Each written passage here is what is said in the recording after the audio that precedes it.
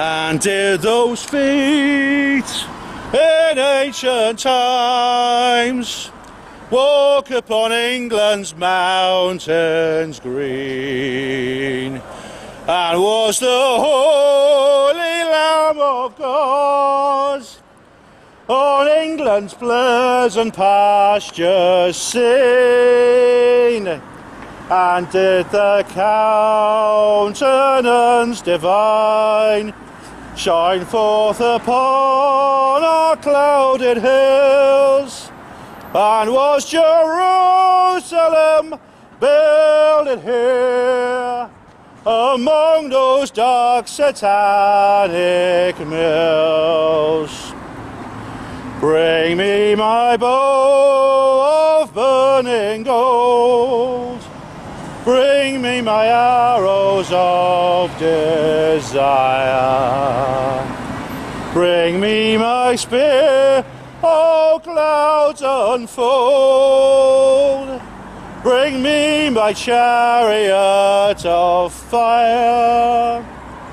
I shall not cease from mental fight, nor shall my sword sleep in my hand, till we have built Jerusalem in England's green and pleasant land. Thank you very much for joining us. And whilst we were watching that interview, you may or may not have realised that we didn't leave the EU. Yes, it has gone 11 o'clock, as you can see now from Big Ben. At 11, the gallery upstairs informed me that a single man was singing Jerusalem as we hit the hour. Hospital porters, pride and dignity, stop the New World Order, welcome to her Panwo TV. Right, well, I'm off to Truth Seekers North East tomorrow. Yep, you see I've got the hat on ready. I've got this brilliant t-shirt on here. Yep, I'm speaking again for the 5th time this is, at Truth Seekers North East. I am going up to Newcastle on a coach, and yes, I'm going to film it. So there's going to be another reportage, and I film my talk and everything else I get up to. I'm looking forward to it, I really am, because I'm going to meet up with Maureen and Dawn and Richard and all my other friends from Truth Seekers North East. They're just lovely people. They're wonderful friends. I think they're great, and I love being with them. I really, really do. I'm absolutely really looking forward to that incredibly. So basically, I'm getting the coach up there tomorrow. We're going out for a social event Thursday evening. Friday, we're going to see the Rich Planet show in Sunderland. So if you want to come along to that, I'll see you there. And then I'm going to do my talk on Saturday, 1 PM. I can't remember the venue. You just Google Truth Seekers North East, you'll find it. And then I'm going to go home on the Sunday. So I'm going to be away for 4 days altogether. So I'm looking forward to that enormously. It's really, really great fun. I love going there. Hope to see you there. Anyway, Russell is back, as you can see. Russell, this is actually the clone of Russell. The Men in Black did drop him off the other day. He's was made at Area 51, especially for me. They have transferred the essence of the original Russell into this Russell. So basically, you are the same Russell, aren't you? Yeah. See, you okay, mate? Yeah. No punctures in this one. Anyway, what happened? It's been a few days now, 4 days since the big march on the huge march and demonstration on Friday, which I remember very, very fondly. I actually think that I was so happy. I can't remember being that happy for such a long time. It's like I think I said this at the time, didn't I? It was truly just being there with all those people, all with the same, dare I say, common purpose. It is intoxicating. It really is. It's like Probe. It is exactly like Probe. I mean, for those of you who are not in this position where you have these ideas where you're very isolated and things like that, it's kind of camaraderie that it makes you. At first, it's very, very enjoyable, but it makes me aware of how isolated I am in the outside world. Yeah, anyway, I changed the lighting effect slightly because I couldn't get it right. So I've moved the light over to that direction a little bit. My right, your left, and it's a bit further away, so it's slightly more gentle light here. Such I don't know if you prefer that or not. I don't know. Russell prefers it because he's in my shadow now, you see, so he doesn't get dazzled with his eyes. Anyway, I've got this. Look at that. Brexit means Brexit. This is a post-Brexit passport cover. And pretty soon, hopefully, all passports will have these. This is what it looks like on the inside. But of course, and now this hopefully will be what all passports will soon look like. That's what we're hoping for, but of course they're not yet, and don't know when they're going to be. So what I can do is I can actually put this over the cover of my existing passport, and that's what I will do.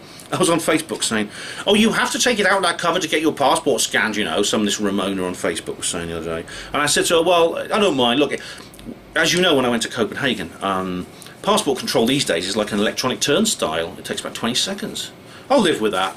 I'll just take it out for 20 seconds, and I'll put this back in. I'll put it back in this again." So that's another thing. Yeah. This is kind of an impromptu hangout, not sort of hangout. It's a little bit of a brief. It's a brief discussion. I just don't have time to do a full length live stream, I'm afraid. I'm doing too much at the moment. I am preparing for my Truth Seekers North East talk, which is quite intense. It's all going to be about skeptics, so I've got to rehearse that. I've also been on a few radio shows. I was on Monday. I was on the Seeking the Truth show with Caroline Stevens on the Wake Up UK network.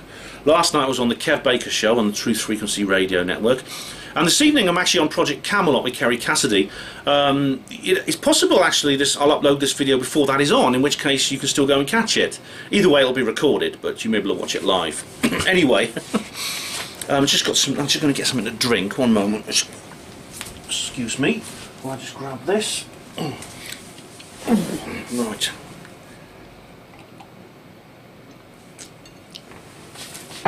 Anyway, I've made a few notes here. There's not an awful lot to report, but there are a few significant things which I would have included in a live stream if I had actually done a live stream this evening or sometime. What I'll do is I'll go through what's happened so far, and then what happens next is something that I'll have to cover when I come home, which will be after Sunday. So if something incredible happens related to Brexit and you contact me saying, Ben, look what's happened, and I don't reply immediately or do an emergency live stream or something, don't worry, it's just the fact that I'm in Newcastle and I can't. Anyway, I got home in the early hours of Saturday. I went straight to bed. When I woke up in the morning I checked the news and I honestly thought I was having a nightmare. I was still asleep and I was having a nightmare. Because Theresa May announced, she's actually announced it twice now, that she wants to try and put her deal through for a fourth time, after it was rejected 3 times by Parliament. And I remember I reported live as the news broke that Theresa May's deal had been rejected a 3rd time. And she said, oh, the votes were less this time, it's coming down. So how many more chances are we going to give this bloody deal? Do you like my Truth Seekers North East hat? I think I pointed that out, didn't I? Yeah. It's small actually, but it's okay. I just thought, well, how many more chances are we going to give this deal? So there's good and bad news over what I'm going to tell you. As is much of the case with the whole Brexit situation, because the right hand doesn't know what the left hand's doing really. It's just utter chaos and shambles. Which is good, because it means, again, this is like the 2016 effect, isn't it? They really obviously they're not getting instructions from head office because, well, the elites are clashing. We can see that, right? In any real situation, any situation before 2016, the Illuminati would simply step in and tell everyone what to do. But it appears that they haven't. The elite have not had a call from head office for quite a long time, because in Europe, in the European Union itself, the authorities there are clashing with the British authorities over what to do, how to handle this. As I've said this in my previous video and indeed previous live streams, no one wanted Brexit. Everyone wants the New World Order, and they want the European Union as part of that. But it appears that the different branches of the European and British elite are clashing over how to handle it, how to limit the damage done by 2016. And it appears that the British elite is very keen on keeping the EU together, with Britain included. Yet the European elite, I think, really they do want to fall back to a rearguard position. They want to sacrifice Britain and try and hold the rest of their empire together until such time as they can make other plans for, as I've said before, a future strategy which will perhaps replace the one that they've just failed at.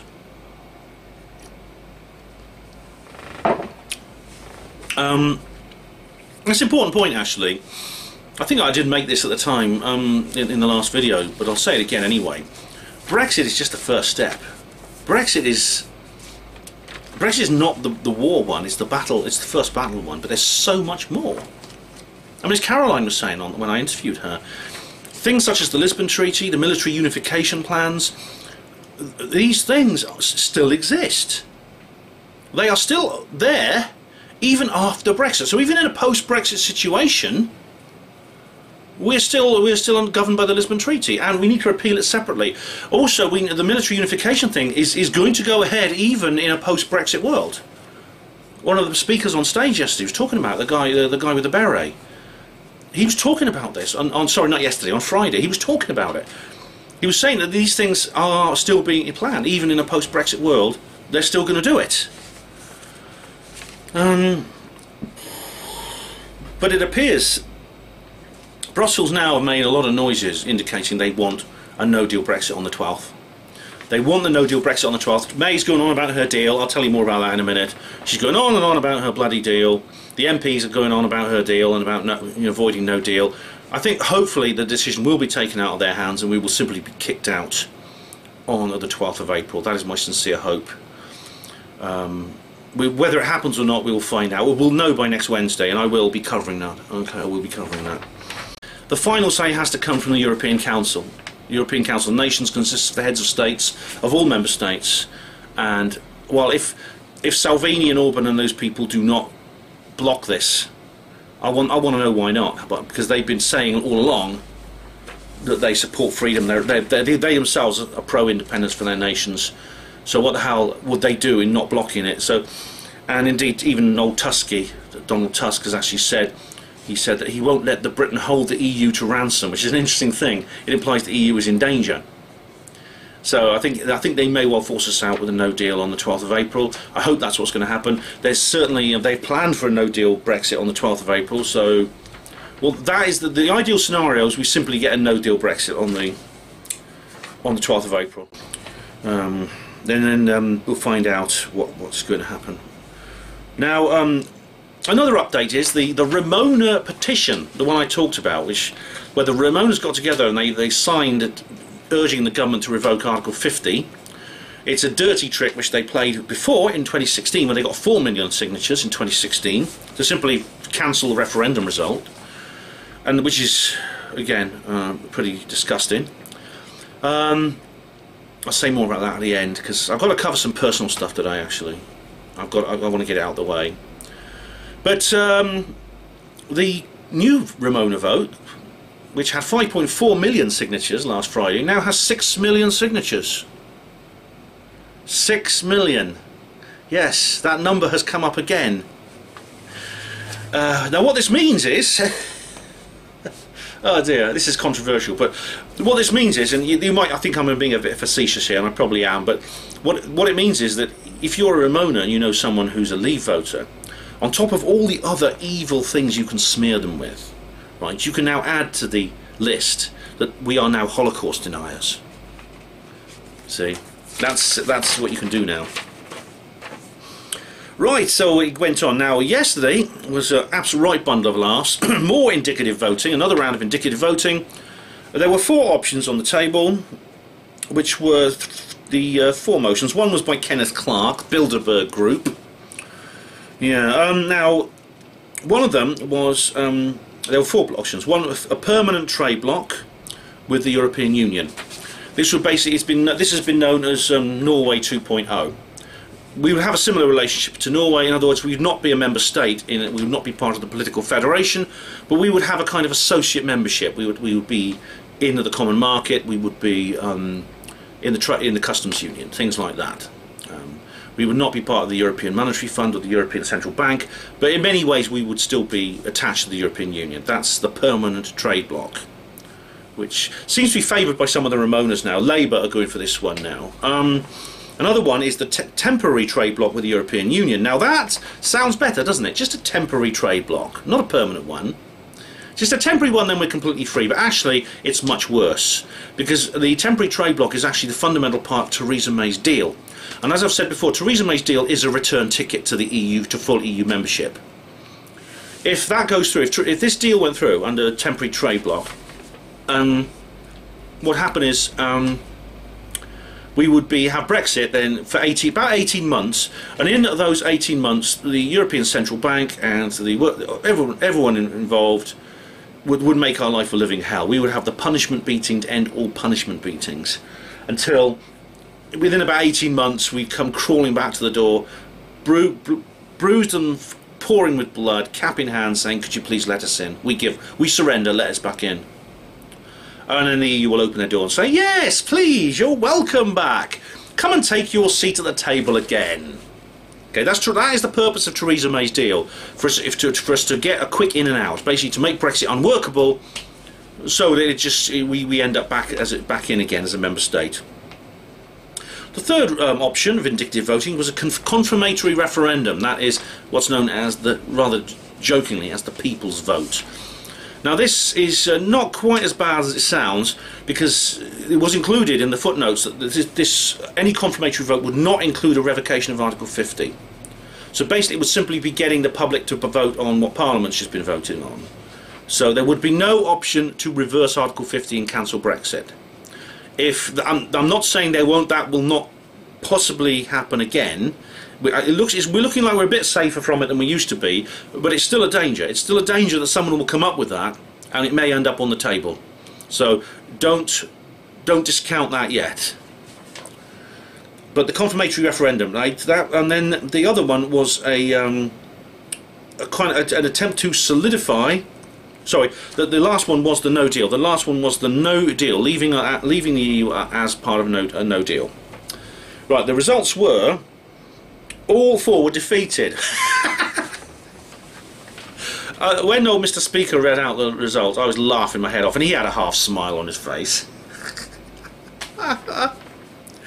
Now, the worrying thing was that the confirmatory referendum was defeated by just 23 votes. That was where you got the biggest positive vote. It was defeated by just 23.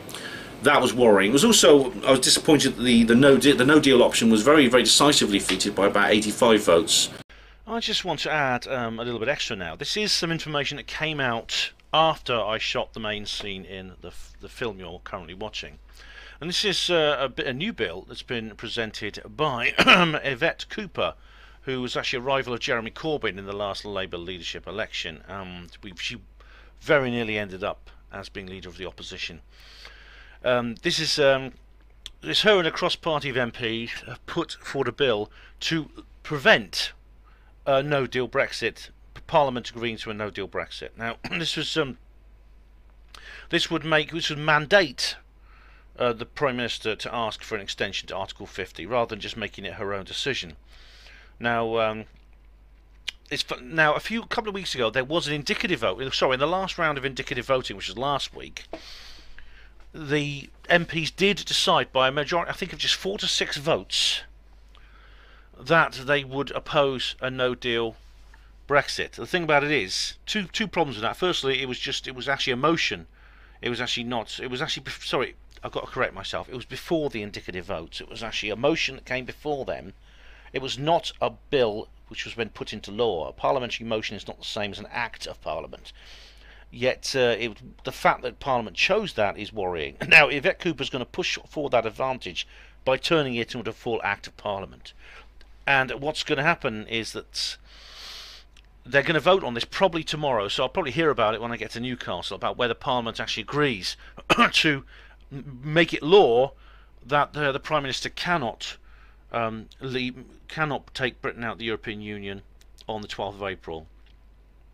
Now, this is not quite as bad as it sounds, because it still requires the assent of the European Union.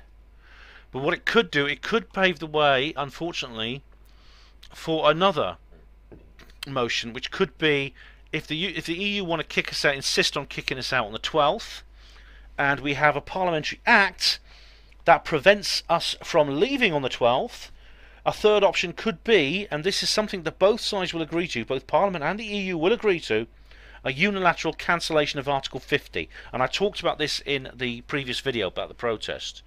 That we can cancel Article 50 at any time. Our government can do that. And you can see them, they are grasping for pretexts to do it. So this is very worrying. I think it's not. It doesn't. This bill alone, this act alone, will not prevent the EU kicking us out, but it could prevent Britain basically pulling the plug on the whole process before the EU have a chance. And I think they're that treacherous. I think they might do it. So this is still very, very worrying. It's still very dangerous. And I hope to God, this gets defeated. We'll find out. I mean, I'll report on it in the next Brexit video I do after I come back from Newcastle. But I mean, you can put comments. You can let me know. You can put your own opinions in the comments on the existing videos. That's absolutely fine. There was a lot of abstentions again. A lot of people abstained. Or I think all cabinet ministers were told to abstain. Because there's 650 MPs, so you were getting like 100 and something for, 200 and something against, which means that almost half of them must have abstained. Then Theresa May did one of her big silly podium speeches in Brussels. I think she was in Brussels at the time, where she said that she was going to ask the EU for another extension to Article 50. And she's going to keep on asking and asking for them, isn't she, until she gets her deal through. Or the EU simply say no. Anyway, she also says she's going to get together with Jeremy Corbyn, the leader of the opposition, to try and come together, find out some sort of compromise deal. Now, what I guess is that Corbyn will drive a hard bargain, and he'll try and push for the Norway 2.0. I don't know what's going to happen now. Anyway, that's the news up till now. That's all we know so far. There's probably been more this evening, which you know, again, it'll be too late because I'll probably be uploading or editing and uploading this video by then. I'll cover the rest when I come back from Newcastle. Anyway, yeah, I was on. You saw the video. I was on Newsnight. Yeah. Well, that was quite good actually for reasons I'll explain. But anyway, I want to come to some more. There's some good news coming up. I want to come to some bad news, some more bad news about Jon Snow. Now, Jon Snow is a news reporter I used to respect because he was the guy who spoke openly about how he was approached by what he believes is MI5, offering him basically cash in hand, massive amount of money, double his salary cash in hand, and no questions asked, if he simply cooperated with them, and he refused. And I thought, right, good guy. Then I find out that he's been making some rather obnoxious comments about the event on Friday, which I was a part of.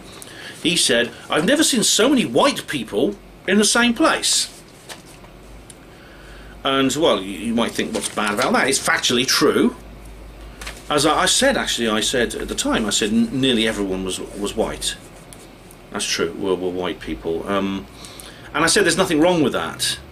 That's not a bad thing. That's not something that needs to be fixed. As I said, I've talked about this when addressing the feminists in the UFO community who say that men should be banned from speaking at certain conferences. You remember my one of my UFO disclosure videos, I think it was History Being Made last year, I brought this up. So I'm against affirmative action and positive discrimination. You know, but as I said, there were plenty of non-white people there, and I spoke to some of them. What about the American guy I spoke to, who's obviously, I think he's Amerindian or Hispanic? They were treated with simply as part of the crowd. They were embraced and they were welcomed as part of the crowd.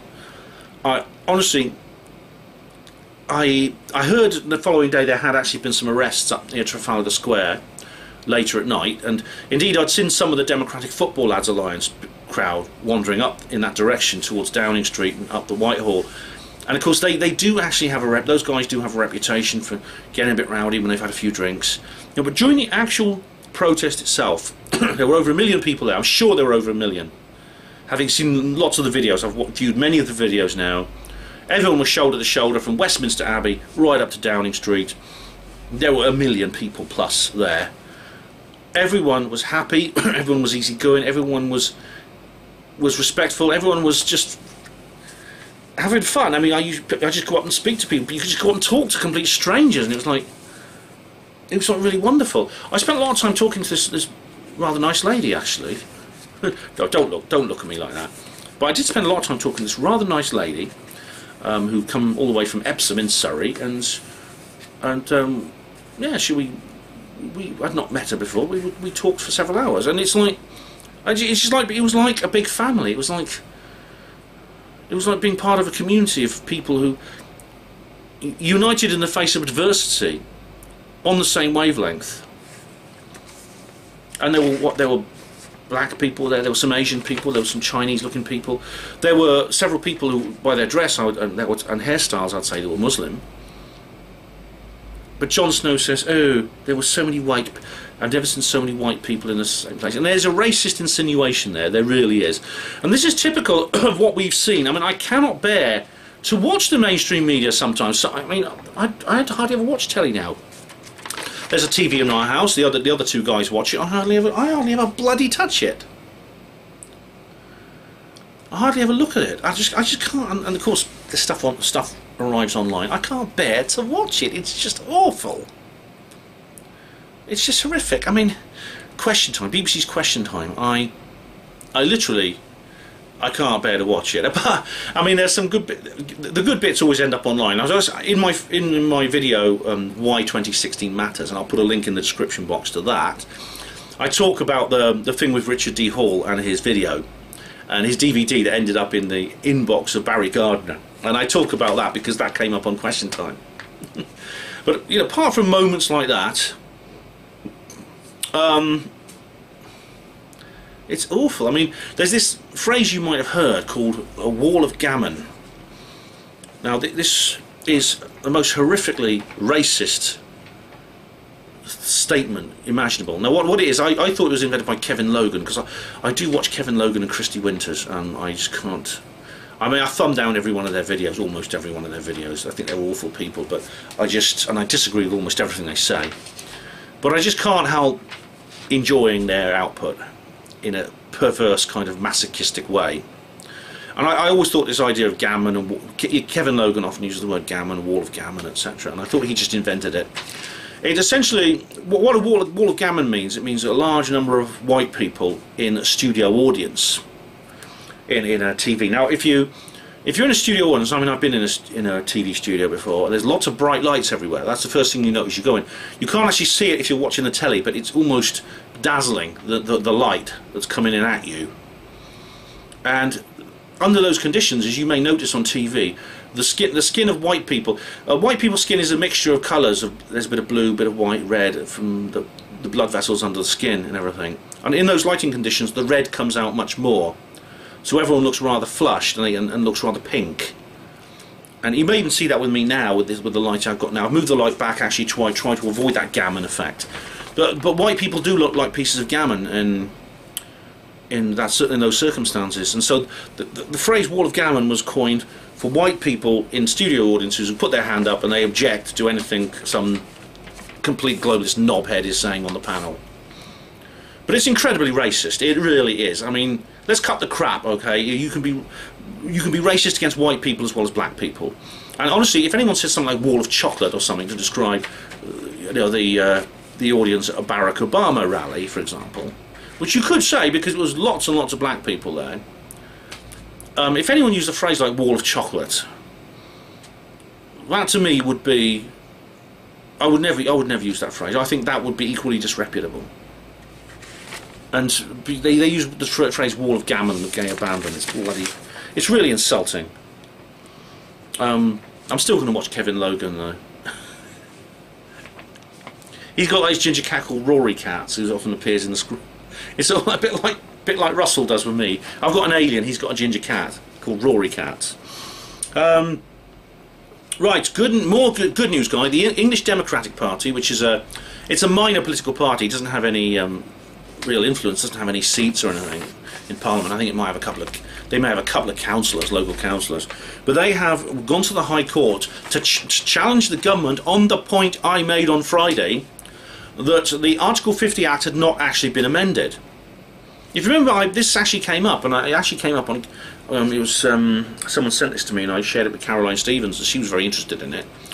But the Article 50 Act of March 2017 states it sets out the rules for Britain leaving the European Union. The whole Article 50 process, this 2-year process, and it states very clearly that this process must be completed by the 29th of March 2019. Now, on the 29th of March, if there's no deal and things like that, then Britain will simply drop out of the EU on WTO terms. And as I explained in more detail yesterday, that's what it says within the Act. Now, the Act itself can be amended. It can indeed be amended by what's called a statutory instrument. The thing is, the statutory instrument applied in this case was simply Theresa May standing up and saying we're using the statutory instrument to cancel Brexit this evening. It was literally that very evening. Now, unfortunately, I think she said this hoping nobody would notice, and nobody actually understood the Article 50 Act. It turns out that these people do, the English Democrats, the lawyers there, actually do.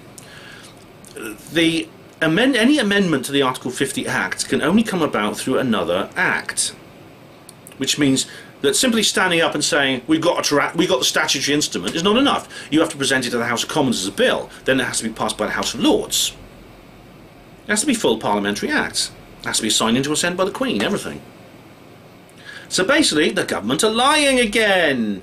It means we actually did leave the European Union on the 29th of March at 11 PM, and we are now free, which is why I sung Jerusalem that time, which Newsnight actually didn't mention, because I don't think they could have known, but they just had to mention someone was singing. But they should have mentioned why I was singing Jerusalem at that time. The fact of the matter is this is now being challenged in the court, but I mean the government is they're just keeping up a pretense that this hasn't happened, and of course they just keep on saying these things, and they take on a kind of pseudo reality, even though they're not real. It's the usual sort of story. Oh, well, they can break their own rules if they want to, you know. Oh, aren't they disgusting? They really are disgusting. But anyway, I'll let you know how the court case goes. Hopefully I'll know by when I get back from Newcastle, and then I'll do another video and let you know.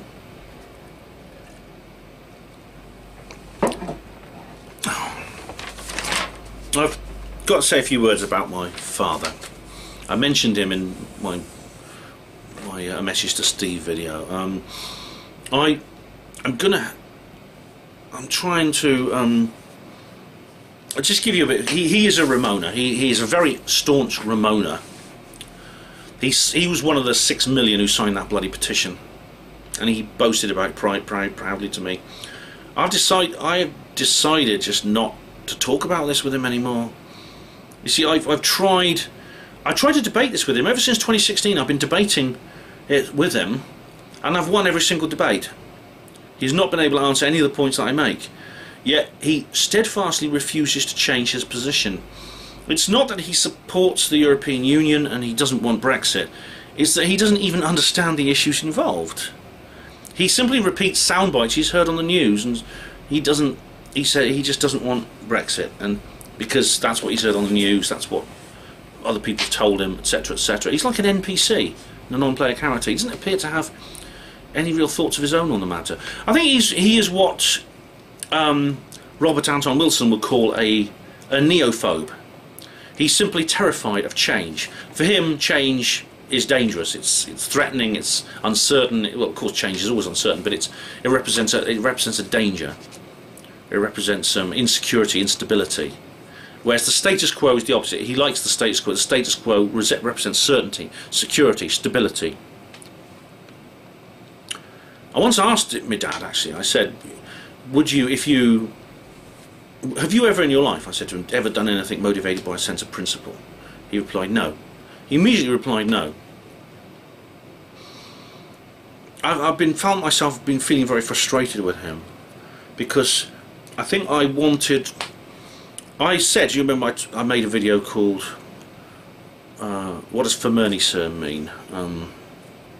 It's sort of a reply to Slaxer that went on into other areas, but you see, I thought when my mum kicked the bucket he would find a new lease of life. I always had this idea that there was a kind of my real father was inside struggling to get out, and it was the domination of my mother that prevented him. And her death would have liberated him, and he would have kind of come out into his own. And to be honest, he has a little bit. but he's still that same person. He's still the same person he was beforehand. And this is tricky. It's tricky to deal with. I mean, it's funny how the relationships between parent and child never change. Because, I mean, I won't say how old I am, but I am mature. I'm not old. I'm in that in-betweeny stage, as the goodies said, between sort of youth and middle age. My dad is 72. And he will not change his position on the European Union. And to be honest, he's always going to be this person. I suppose it's a Jungian thing. It's Jungian psychology, which states that he represents the masculine archetype in the family, which means who he is attached to my sense of manhood. And I suppose all of us deep down have this desire for our father to be a certain way, and as I said, this relationship never changes. I still feel as much I'm his son and he's my father as I did when I was 5 years old and he was an adult. In the same way, I still see my daughter as a sweet little baby. I still think of her that way. I still think of her as my baby.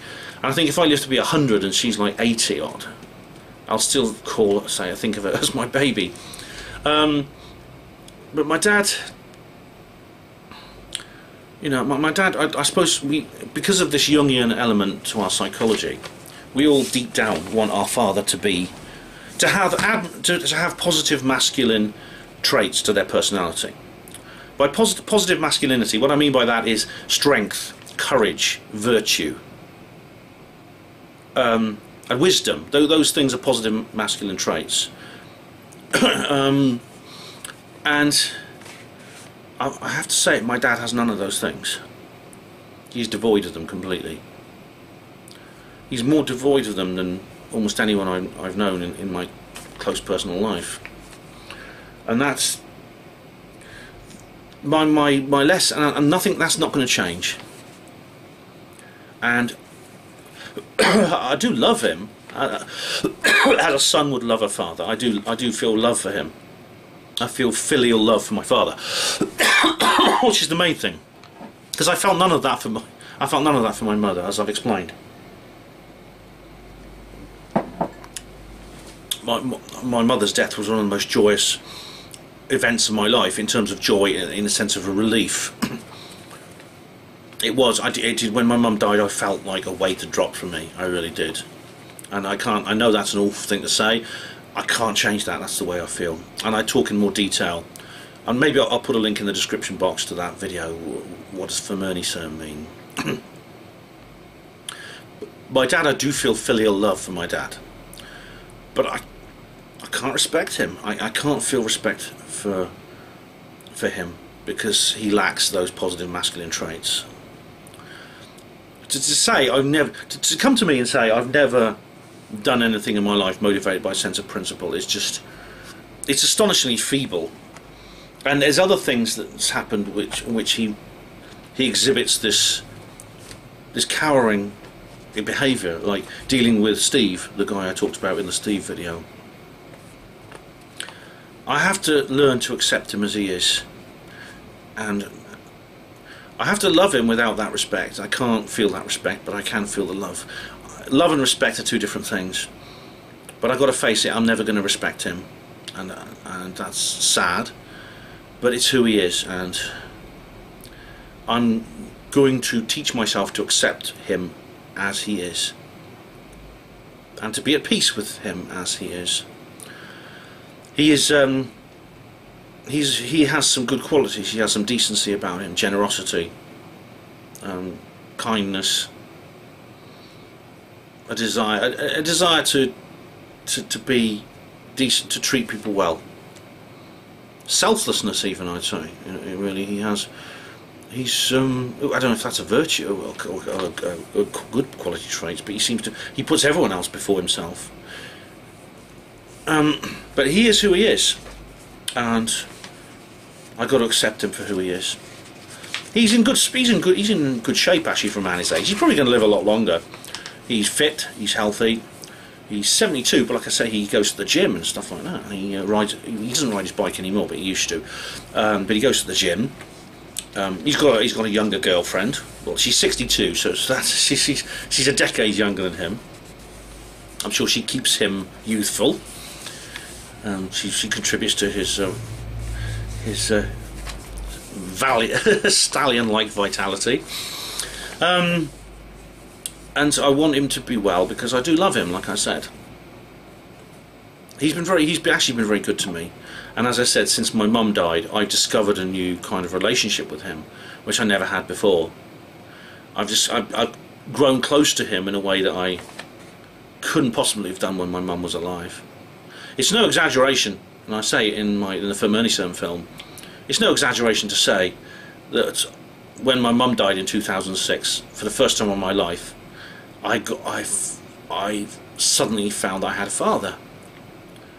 Because before she died, he was her robot. He was simply an extension of her will.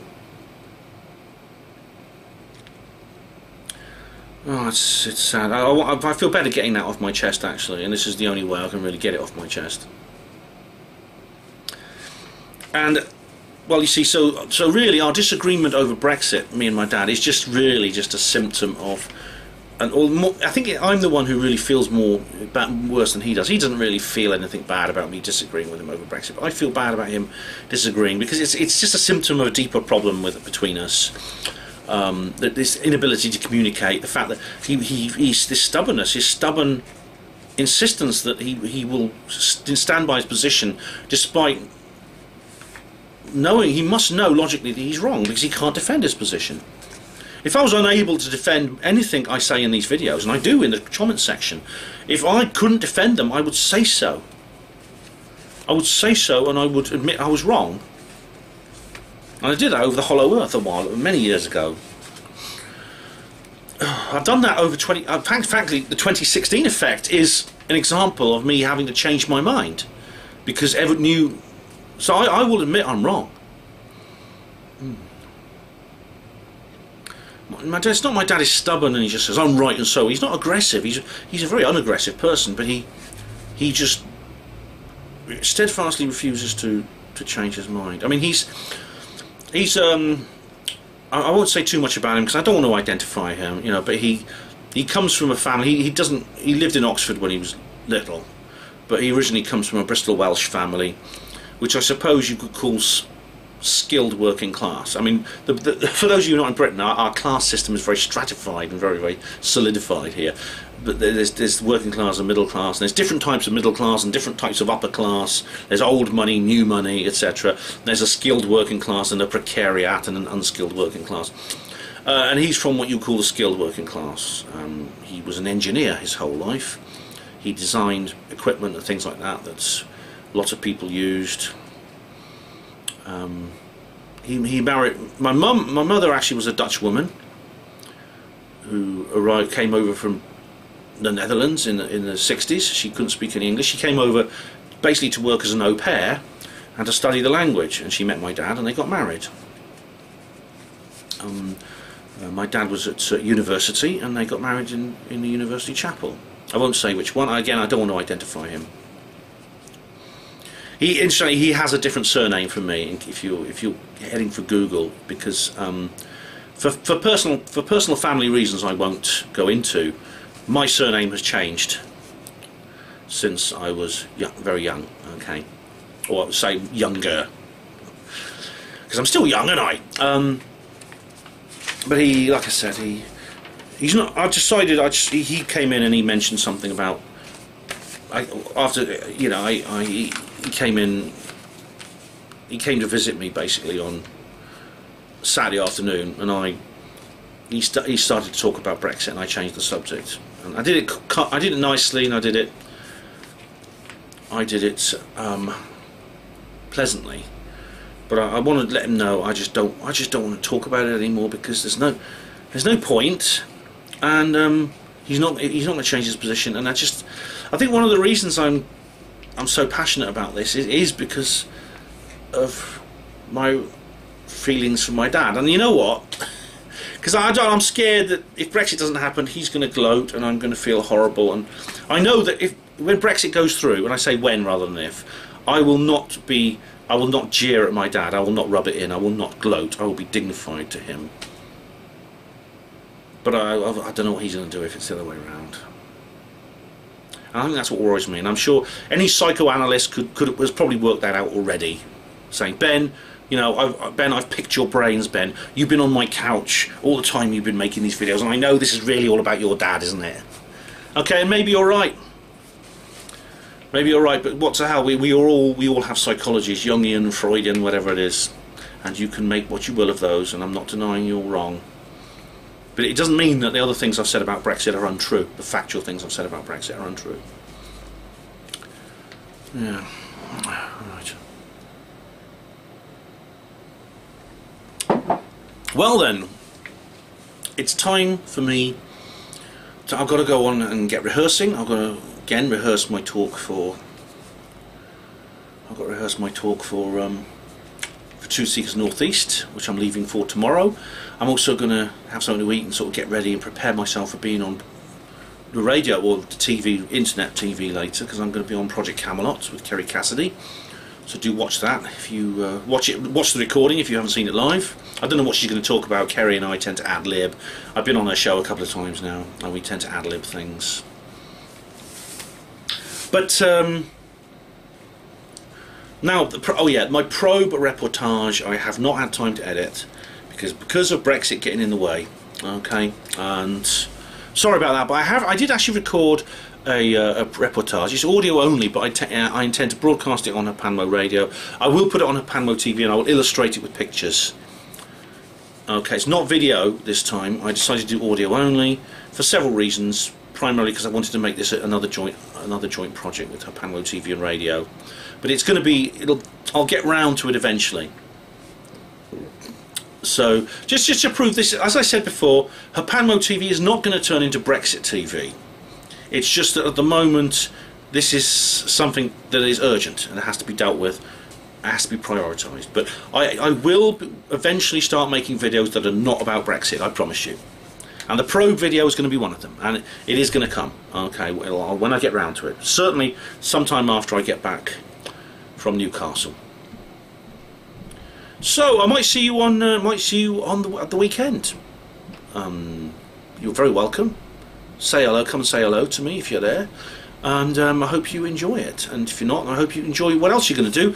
So stay tuned, watch this space, watch this channel, just click subscribe, click the bell if you want to get an update, and hopefully then, well, not hopefully, certainly I will return to make more Panmo videos next week, including my reportage of probe. Indeed the one I'm going to make of Truth Seekers North East. So there's a lot in the pipeline coming, and some of it is not going to be Brexit related, I promise you. So until then, thank you for watching Panmo TV. Hospital Porters, pride and dignity. Stop the New World Order.